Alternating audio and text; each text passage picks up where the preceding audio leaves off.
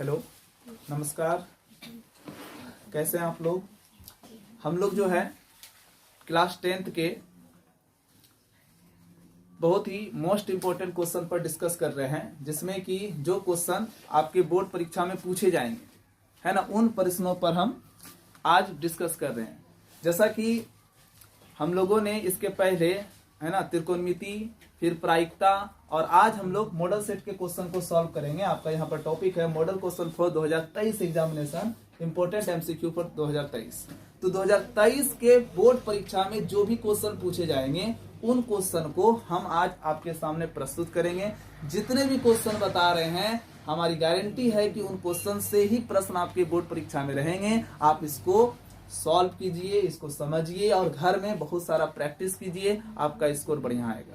Math में अगर 95 plus score करना चाहते हैं तो बने रहिए जीसीसी के साथ। देखिए, कल हमने 2 क्वेश्चन देखा था, है ना, शून्यकों का गुणनफल और शून्यकों का योगफल निकालने का तरीका हम आपको बता दिए हैं। आज हम जानेंगे निम्नलिखित में कौन बहुपद है। निम्नलिखित में कौन बहुपद है? निम्नलिखित में कौन बहुपद है? ऑप्शन नंबर ए है x² minus 5x plus 4 under root x plus 3। Option number B है x पर power 3/2 minus x plus x पर power 1/2 plus 1। Option number C है अंडर रूट x प्लस 1/अंडर root x। Option number D है under root 2x² minus 3 under root 3x plus under root 6। बताइए कौन सा option right है? कौन बहुपद है? कौन बहुपद है? हेलो, कौन बहुपद है? इसमें कौन कौन बहुपद है आपको बताना है। आपको क्या दिख रहा है? कौन कौन बहुपद है इसमें आपको दिखाना है। कौन कौन बहुपद है इसमें आपको दिखाना है। क्वेश्चन हम मैच कर रहे हैं, क्वेश्चन सब सही है या गलत है, हम मैच कर रहे हैं। चलिए, इसमें माइनस पावर है x पर। देख लीजिए कौन सा ऑप्शन राइट है, बताइए। डी ऑप्शन राइट है। देखिए, बहुपद जब भी पूछने के लिए आएगा, प्रश्न जब भी पूछेगा कि निम्नलिखित में कौन बहुपद है और कौन बहुपद नहीं है, तो उसका जवाब क्या है देख लीजिए, है ना। आपको 3 बातों का ख्याल रखना है। सबसे पहली बात, है ना, मेरा जो चर राशि है, वो चर राशि पर कभी भी पावर माइनस नहीं होना चाहिए। चर राशि पर पावर ऋणात्मक नहीं होना चाहिए, है ना। बहुपद नहीं है, जो बहुपद नहीं है उसके बारे में बता रहे हैं। अगर चर राशि पर पावर ऋणात्मक है तो बहुपद नहीं है। नंबर 2, अगर चर राशि बटे में है, चर राशि किसमें है बेटा? बटे में है, तब बहुपद नहीं है। नंबर 3, अगर चर राशि पर रूट आ जाए, चर राशि पर क्या आ जाए? रूट आ जाए। अक्षर राशि पर रूट आ जाए, x पर रूट आ जाए, y पर रूट आ जाए, तब वो बहुपद नहीं है। बात समझ में आया? तो कौन कौन बहुपद नहीं है, आपको ये अगर पता चल गया तो कौन कौन बहुपद है ये आपको पता चल जाएगा। अब देखो यहाँ देखो अंडर रूट x, चर राशि पर रूट हो गया, ये बहुपद नहीं है। यहाँ देखो x पर पावर माइनस हाफ, है ना, चर राशि पर पावर माइनस हो गया, ये बहुपद नहीं है। देखो यहाँ पर चर राशि रूट में है, ये भी बहुपद नहीं है। इसमें देखिए चर राशि पर ना रूट है, ना चर राशि बटे में है, ना चर राशि पर पावर माइनस है, अर्थात ये बहुपद है। ऑप्शन नंबर डी राइट है। चलिए अगला क्वेश्चन है, यदि 2x प्लस 3y बराबर 12 और 3x माइनस 2y बराबर 5, तब ऑप्शन नंबर ए है x बराबर 2 होगा, y बराबर 3 होगा। ऑप्शन नंबर बी, x बराबर 2 होगा, y बराबर -3 होगा। ऑप्शन नंबर सी, x बराबर 3 होगा, y बराबर 2 होगा। ऑप्शन नंबर डी, x बराबर 3 होगा और y बराबर -2 होगा। चलिए बताइए, इसमें आपको बताना है x और y का वैल्यू। आपको देखिए 2 समीकरण दिया हुआ है, 2 चर वाले समीकरण दिया हुआ, और हम आपको बताए हैं 2 चर वाले युगपथ रेखिक समीकरण का हल जो है हम 2-3 विधि से निकालते हैं, 3 विधि से निकालते हैं, प्रतिस्थापन विधि, विलोपन विधि और वर्ग गुणनखंड विधि। ठीक है, तो हम इसे विलोपन विधि से सॉल्व करेंगे। देखो कितना आसान है। सबसे पहले आपको जो है लिख देना है, फटाफट काम करना है। क्या दिया हुआ है? 2x प्लस 3y बराबर 12। एक इक्वेशन ये है। दूसरा इक्वेशन क्या है चेक करो, 3x माइनस 2y बराबर 5। अब दोनों को सॉल्व कीजिए, प्लस माइनस है ना, चिन्ह देखो क्या है यहाँ पर देखो, यहाँ पर आप ध्यान से देखो कि चिन्ह मेरा अलग अलग है ना, और हमको संख्या समान नहीं है, संख्या अलग अलग है ना, तो संख्या को घटाने के लिए संख्या समान करना पड़ेगा। आप सिंपल काम करो है ना, y को अगर घटाना चाहते हो तो y को बराबर करना पड़ेगा। तो हम y को बराबर करने के लिए क्या करेंगे, y का गुणांक 3 है तो इसके गुणांक को हम नीचे गुना कर देंगे। यहाँ y का गुणांक 2 है, इसके गुणांक को ऊपर गुना कर देंगे। ठीक है, तो अब कितना हो गया देखिए, 2 दूनी 4x, 2 तिया 6y, 12 दूनी 24। देखो यहाँ 3 तिया 9x माइनस 3 दूनी 6y बराबर 5 तिया 15। ये दोनों कैंसिल हो गया। अब देखो 9 4 13x हो गया। अब देखिए 25 24 15 24 कितना हो गया, देखो 39। x का वैल्यू निकल जाएगा, x बराबर 39 बटे 13, 13 तिया 39। x का वैल्यू कितना निकल गया, 3। अब क्या करोगे, x का मान तुम यहां रख दो है ना, x बराबर 3 रखिए यहाँ पर, 2 इंटू एक्स के जगह पर 3 हो गया, प्लस 3 इंटू वाई बराबर 12। अब देख लो 3y इज इक्वल टू 12 कितना हो गया, 6 हो गया। ठीक है, कितना हो गया देखो 6, y का वैल्यू कितना निकल गया, 2 निकल गया ना। तो आपका कितना वैल्यू निकल गया, x का वैल्यू 3 और y का वैल्यू 2। तो x बराबर 3 y बराबर 2। कौन सा ऑप्शन राइट है, ऑप्शन नंबर सी राइट है। कोई दिक्कत, समझ रहे हो ना। चलिए नेक्स्ट क्वेश्चन। इतना इजी सब प्रश्न पूछे थे आप लोग के एग्जाम में, उसके बावजूद भी आप लोग का रिजल्ट नहीं बना। हमको समझ में नहीं आता आप लोग पढ़ाई क्या करते हो, हाँ मेहनत करते नहीं हो, कैसे रिजल्ट बनेगा आप लोगों का, कैसे स्कोर होगा बताइए। हाँ देखो क्वेश्चन पूछ रहा है,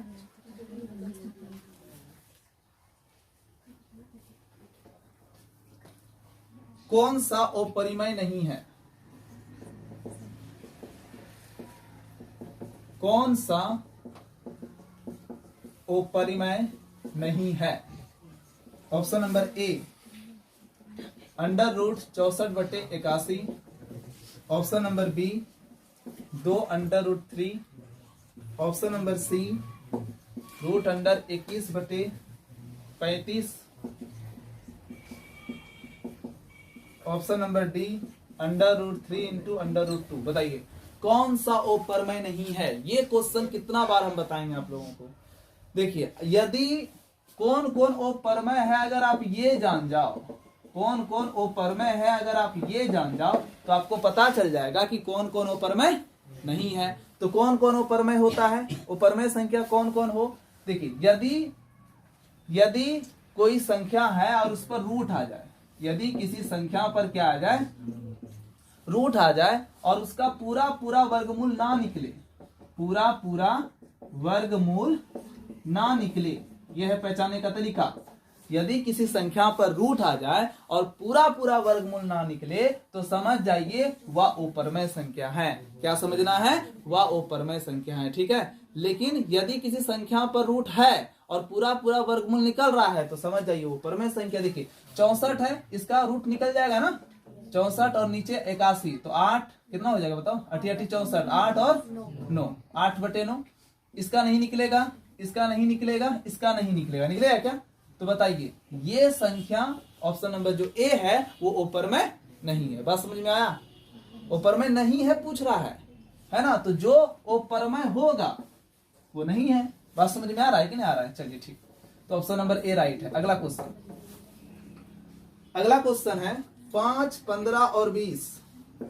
5, 15 और 20 के लोसो और मोसो का अनुपात है।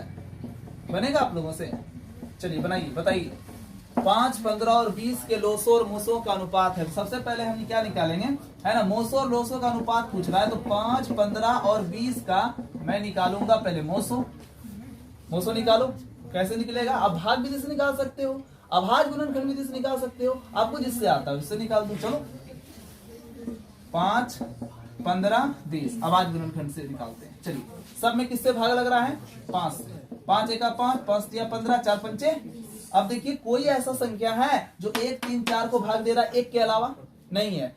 तो हम वैसी संख्या को निकालेंगे। देखिए, मोसो का मतलब होता है आप ऐसी संख्या लीजिए, अगर आप अभाज्य, इसको कहते हैं अभाज्य गुणनखंड विधि की सहायता से मोसो निकालना। अगर आप अभाज्य गुणनखंड विधि की सहायता से मोसो निकाल रहे हैं तो मोसो का मतलब होता है कि आपको ऐसा संख्या लेना है जो सभी संख्या में भाग लग रहा हो, है ना। ऐसा अभाज्य संख्या लेना है जो कि सभी संख्या को भाग दे रहा है। तो 5 ही एक ऐसा संख्या जो 5, 15, 20 को भाग दे रहा है ना।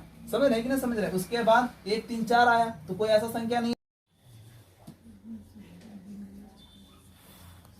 चलिए, तो हमको क्या प्रश्न कह रहा है? आपका प्रश्न है 5, 15 और 20 का लोसो और मोसो का अनुपात ज्ञात करें। ठीक है, तो हम सबसे पहले 5, 15, 20 का मोसो निकाल लिए। कितना निकल गया?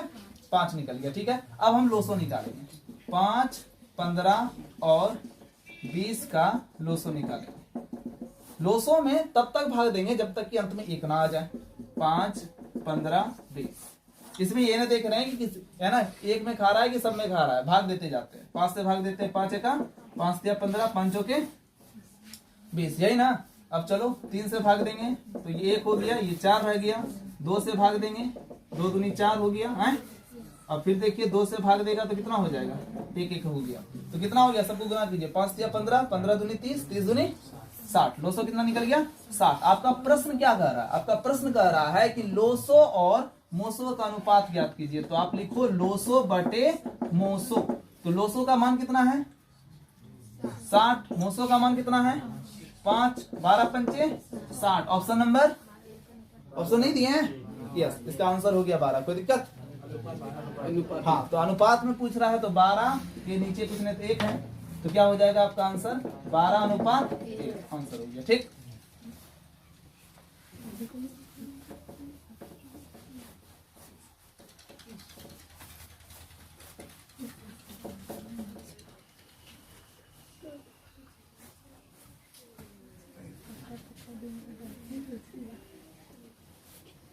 देखिए अगला क्वेश्चन है, कौन अपरमय नहीं है? बताइए, कौन अपरमय नहीं है? ये प्रश्न कितने बार आ रहे हैं? बताइए, कितने बार ये प्रश्न आ रहे हैं? ऑप्शन नंबर ए है √10, ऑप्शन नंबर बी है √24, ऑप्शन नंबर सी है √35, ऑप्शन नंबर डी है √181। पूछ रहा है कौन अपरमय नहीं है? जिसका पूरा पूरा वर्गमूल निकल जाएगा वो अपरमय।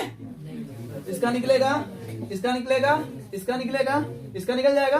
11 गुना 11, ऑप्शन नंबर डी। आसान है ना।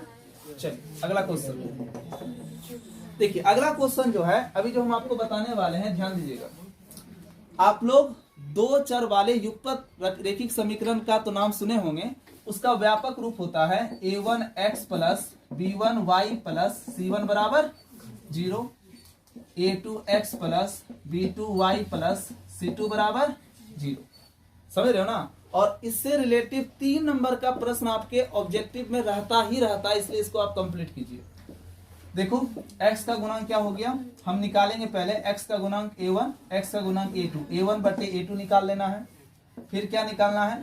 b1 बटे b2 निकाल लेना है। फिर क्या निकालना है? c1 बटे c2 निकाल लेना है। कोई दिक्कत? जब तुम ये निकाल लोगे तब फिर तुम चेक करोगे। क्या करोगे? चेक। यदि a1 बटे a2 बराबर b1 बटे b2 नहीं हुआ, नहीं हुआ, a1 बटे a2 और b1 बटे b2 का अनुपात बराबर हुआ क्या? नहीं हुआ, तब इसको क्या बोलेंगे? तब कहेंगे, है ना, तब इसको कहेंगे कि संगत रेखिक युग्म तब कहेंगे इसको रेखिक युग्म समीकरण का जो हल है वो 1 है। कितना है?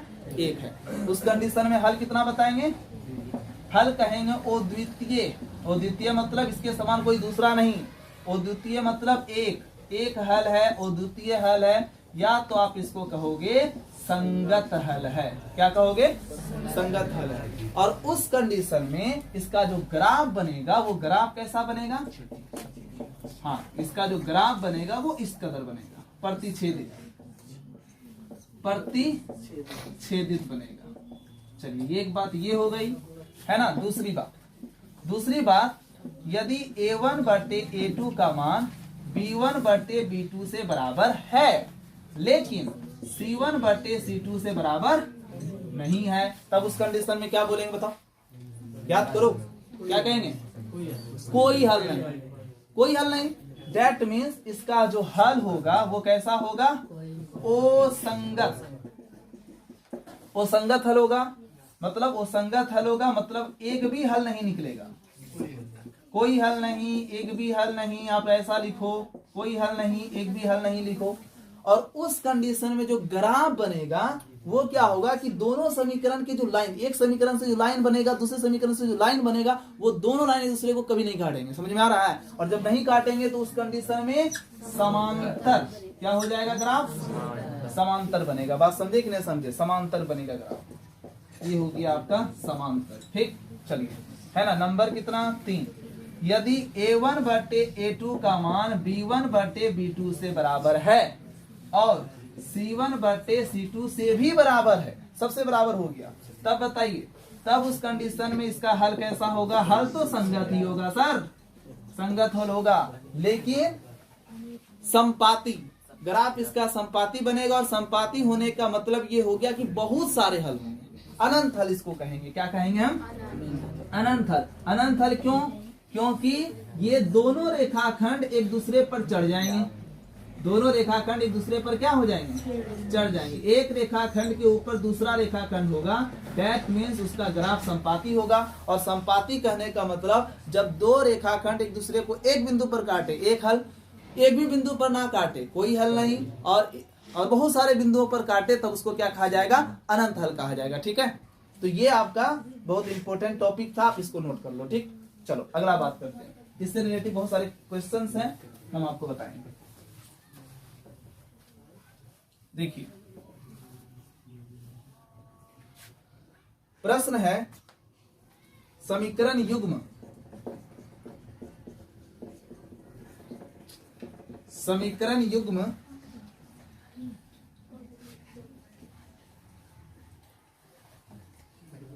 x प्लस 2y प्लस 5 बराबर 0 तथा 6x प्लस 2y बराबर 7 के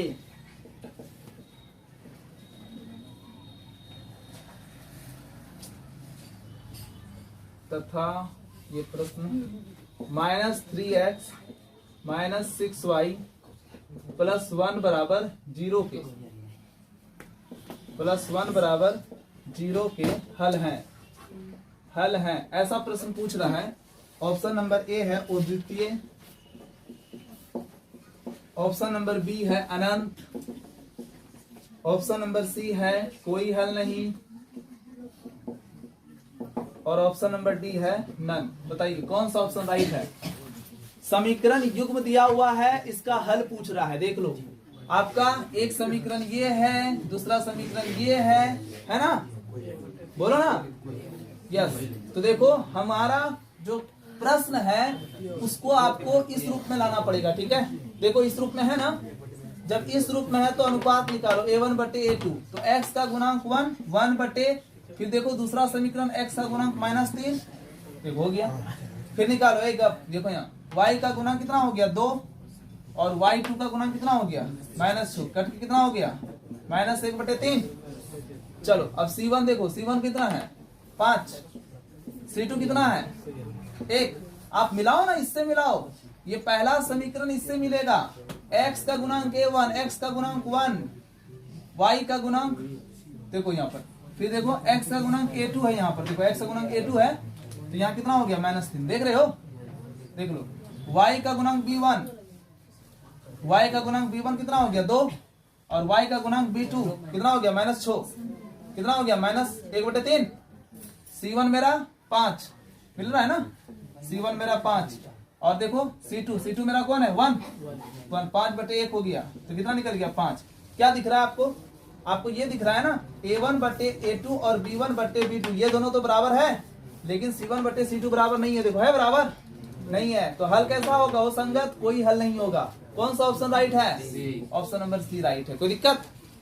इससे रिलेटिव बाबू बहुत सारे प्रश्न आते हैं जो कि आपके एग्जाम के दृष्टिकोण से बहुत इंपॉर्टेंट है। अगर आप इसको समझ लिए तो 3 नंबर आपका फिक्स है, कंफर्म है कि आपको एमसीक्यू में 3 नंबर आएंगे। और कुछ करना नहीं होता इसमें, बस आपको जो है प्रश्न को इस व्यापक रूप में बैठा देना होता है, अनुपात निकालना होता है, चेक करते हैं और आराम से देखते हैं और आराम से बता देते हैं। कोई दिक्कत? चलिए अगला क्वेश्चन।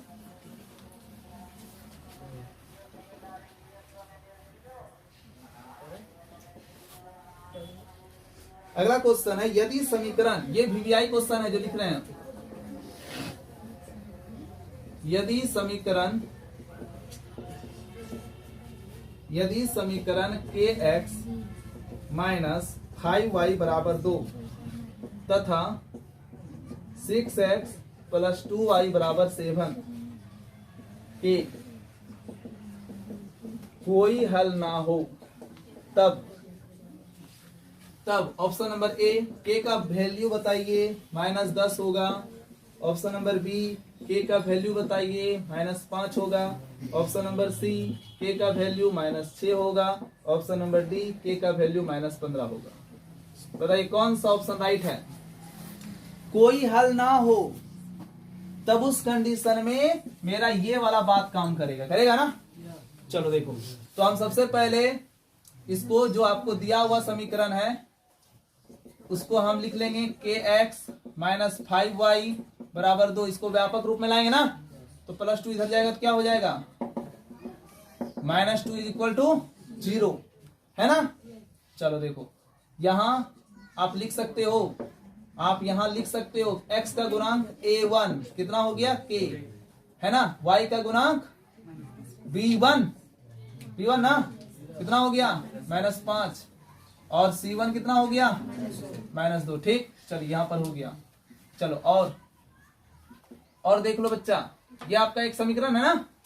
बोलो 6x प्लस 2y बराबर 7, ये दिया हुआ है। +7 को इधर लाओ, कितना हो जाएगा? -7 इज इक्वल टू 0। बताओ a2 कितना हो गया इसका? x का गुणांक 6, b2 कितना हो गया? 2, और c2 कितना हो गया? -7। किसी को तकलीफ नहीं? अब निकालो, हम यही निकाल देते हैं। देखो मेरा कॉलम बना हुआ है, a1 बटे a2, तो a1 मेरा k, a2 मेरा 6 हो गया। नहीं समझ में आया? फिर क्या बोला? b1 बटे b2, b1 मेरा -5 और b2 देखो कितना है? 2।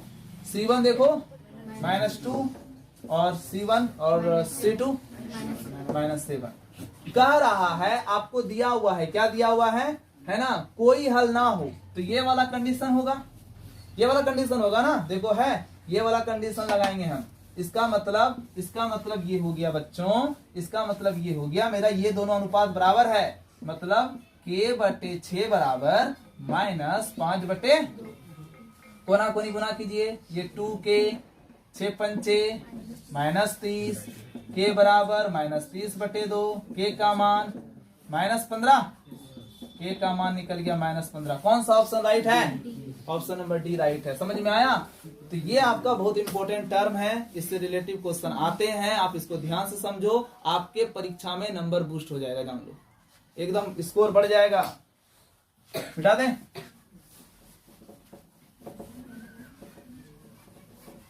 जितने क्वेश्चन बता रहे हैं सब पर आप प्रैक्टिस कीजिए, और जितना ज्यादा प्रैक्टिस होगा उतना बढ़िया मैथ में नंबर आएगा। मैथ प्रैक्टिस खोजता है, समझे ना? मैथ क्या खोजता है? प्रैक्टिस। चलिए अगला क्वेश्चन है, द्विघात बहुपद 2x² माइनस 5x माइनस 12 के शून्यक है। शून्यक पूछ रहा है। ऑप्शन नंबर ए है 4,3/2, बी है -4, 3/2, सी है -3/2, 4/3, और डी है -3,4। बताओ कौन सा ऑप्शन राइट है? बता सकते हो? क्या दिया हुआ है? द्विघात बहुपद दिया है, px बराबर 2x square minus 5x minus 12, इसका शून्यक निकालना है। चलो क्या करोगे बताओ। शून्यक मतलब px का मान 0 के बराबर होना चाहिए। 2x स्क्वायर, इसको क्या करोगे बताओ। 5 दूनी 10, 12 पंजे 60 ना, सॉरी 12 दूनी 24 ना, 12 दूनी 24। आपको पता है पहला वाला पद और अंतिम वाले पद को गुना कर देंगे, माइनस 24x स्क्वायर। इसको दो ऐसा भागों में तोड़ेंगे, है ना, कि गुना करके ये पुर जाए, जोड़ करके या घटा करके बीच वाला पद पुरना चाहिए, माइनस 5x होना चाहिए। तो हम क्या करेंगे, 24 का अभाज्य गुणनखंड निकाल लें। 12 दूनी 6 दूनी 3 दूनी 3 एक 3। कोई दिक्कत। चलिए इसी में से हमको पेयर करना है, जोड़ा लगाना है। तो 2 दूनी 4, 4 दूनी 8 और 3 का पेयर हो गया, बोलो ना। यहाँ पे लिखेंगे 8x, यहाँ पे लिखेंगे 3x। जो संख्या बड़ा, जैसे कि देखिए मेरा 24 का अभाज्य गुणनखंड निकल गया 2 गुना 2 गुना 2 गुना 3। इसी में हमको पेयर करना होगा, जोड़ा लगाना पड़ेगा। तो हम एक साथ ये 3 2 को ले लिए, तो 2 दूनी 4 दूनी 8। अब ये 3 हो गया, तो कह रहा है ये दोनों को जोड़ करके माइनस 5x होना चाहिए, घटा करके तो हम 8 में 3 घटा करके 5 पुरा रहे हैं ना। तो बड़ा संख्या को पहले वाले बॉक्स में लिखेंगे, छोटा संख्या को बाद वाले बॉक्स में लिखेंगे, ठीक है। उसके बाद क्या करेंगे, बड़ा वाला जो संख्या होगा उसका चिन्ह आएगा यहाँ से देखकर, यहाँ क्या है माइनस, तो हम यहाँ पे लिख देंगे माइनस। और इसका जस्ट अपोजिट चिन्ह होगा यहाँ पर, तभी तो घटेगा। तो माइनस है तो यहाँ क्या होगा प्लस, माइनस प्लस माइनस, चिन्ह बड़ा का हो गया। तो चलो माइनस 5x के जगह पर हम ये और ये दोनों लिखेंगे, तो क्या हो गया minus 8x plus 3x minus 12। Okay, अब देख लो 3 से 4 पद बनाए, 4 पद में 2 पद का जोड़ा हो गया। इसमें 2x कॉमन हो गया, 2 कैंसिल, x बचा ना। अब देखिए कितना हो गया -4, है ना। चलिए अब देखो इसमें क्या हो गया, इसमें 3 कॉमन, x -4, ठीक है। एक चीज हमेशा ध्यान में रखना, ब्रैकेट वाला इधर जितना चीज है, जो चीज है सेम इधर भी होगा, ठीक है, तब आपका सही है, ठीक। अब देखो यहाँ माइनस है, यहाँ क्या है माइनस, तो यहाँ पर क्या होगा, यहाँ प्लस होगा, तभी तो प्लस माइनस माइनस। अब चेक कर लो, माइनस प्लस माइनस, यहाँ होगा प्लस ना, plus plus plus plus minus minus, ठीक है। अब देखो बाहर वाले को एक साथ 2x प्लस 3 को एक साथ कर लो, और ब्रैकेट में जो है उसको एक साथ x -4 को क्या कर लो एक साथ, ठीक है। अब देखो क्या हो जाएगा, ये 2x प्लस 3 0 के बराबर हो जाएगा, और x -4 भी किसके बराबर हो जाएगा 0 के बराबर। तो x का वैल्यू निकल गया -3/2 और x का वैल्यू निकल गया 4 निकला ना। तो कितना कितना आंसर हो गया, देखो ऐसा आंसर है कहीं 4 और -3/2। कौन सा ऑप्शन राइट है, ऑप्शन नंबर बी राइट है। ओके, अच्छा ये नहीं हुआ, ओके ओके ओके, यहाँ माइनस छूट गया क्या, यस ये माइनस छूट गया, ऑप्शन नंबर ए राइट।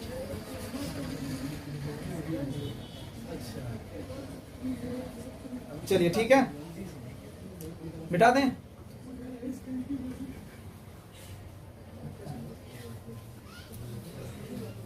और पढ़ोगे, एक क्वेश्चन और देख लो।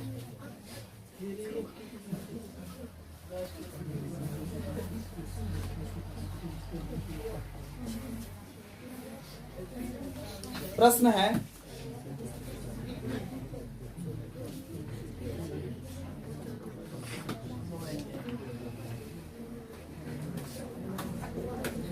x² प्लस 5x प्लस 8 के शून्यक अल्फा तथा बीटा है, तब अल्फा प्लस बीटा का वैल्यू क्या होगा बताओ। ऑप्शन नंबर है ए है 5, बी है -5, सी है 8, डी है -8। बताओ क्या होगा। योगफल पूछ रहा है ना, तो आपको हमने पढ़ाया है, क्या पढ़ाया है कि देखिए द्विघात बहुपद का जो व्यापक रूप होता है बच्चों, वो होता है ax² plus bx plus c, होता है कि नहीं होता है। अब देखो यहाँ पर यदि इसके 2 शून्यक अल्फा तथा बीटा हैं, तब देखो यहाँ, तब शून्यकों का योगफल योगफल अल्फा प्लस बीटा का वैल्यू होता है, फॉर्मूला होता है माइनस एक्स का गुणांक बटे एक्स स्क्वायर का गुणांक, है ना। तो देखो यहाँ पर योगफल पूछ रहा है ना, हेलो योगफल पूछ रहा है ना, तो अल्फा प्लस बीटा बराबर माइनस सूत्र से हो गया, और एक्स का गुणांक, तो एक्स का गुणांक कितना है इसमें 5, और एक्स स्क्वायर का गुणांक कितना है 1, तो कितना निकल गया -5। कौन सा ऑप्शन राइट है? लेकिन यदि गुणनफल पूछता तब, गुणनफल पूछता अल्फा इंटू बीटा पूछता तो क्या करते हैं, अचर पद बटे एक्स स्क्वायर का गुणांक, तो अचर पद कितना हो जाता 8, और एक्स स्क्वायर का गुणांक 1, कितना हो गया 8। ऑप्शन नंबर सी हो जाता तब, ठीक है ना। गुणनफल पूछता तब, लेकिन पूछ तो रहा है योगफल ना। चलो ठीक है। तो इस तरह से बहुत सारे क्वेश्चंस हम लोग कल देखेंगे, है ना। बहुत सारे क्वेश्चन को देखना है, मॉडल पेपर का क्वेश्चन है ये आप लोगों का। आप इस पर प्रैक्टिस कीजिए, इस पर काम कीजिए और अच्छा स्कोर कीजिए, ठीक है। Thank you. अगर अच्छा लगा हो तो चैनल को सब्सक्राइब करो, लाइक करो और प्लीज दोस्तों को शेयर करो, ठीक। धन्यवाद।